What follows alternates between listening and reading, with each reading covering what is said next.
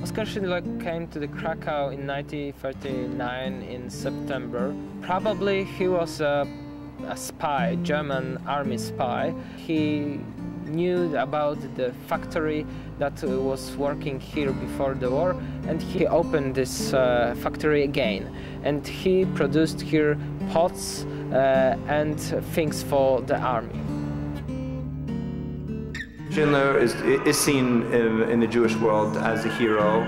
I think that the fact that his motivation is sometimes questioned, and if you start to get into more academic questions or more scholarly questions about what Schindler did, then that's a bit more up for discussion. But I think it doesn't negate the fact, and I think in the Jewish world he is seen as a hero. I think interestingly, locally, among people that had more contact and people that were, he's a bit more of a divisive figure. I wouldn't say that in Jewish Poland today, Schindler is seen as the hero that he is in the larger Jewish world.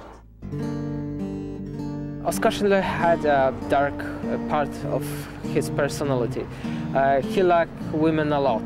Some people said that he had a few women at the day. He also liked alcohol. Also, he had good relationships with Nazis here in Krakow. And before the war, he had also criminal past, so it's hard to say what people of Krakow think about Oskar Schindler. A lot of people knew them from the movie, so they think it was a hero. But some of them who are studying history of Jews in Krakow knew that Oskar Schindler wasn't so good in true life. I think generally everything thinks he was a hero and he survived a lot of people.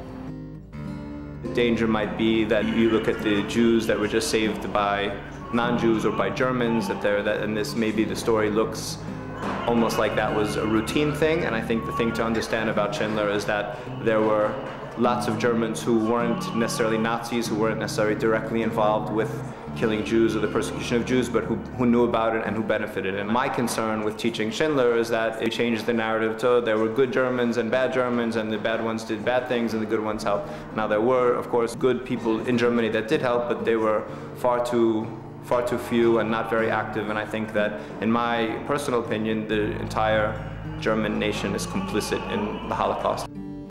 It's hard to say why he saved these Jews. Probably a lot of people said that during staying in Krakow, he became a better person. He decided to survive a lot of people. But also a lot of people telling that Oskar Schindler was only a marionette in hands of encounter of Isaac Stern, who told Oskar Schindler that it's possible to save Jews, and he just agreed, and the real savior is Isaac Stern.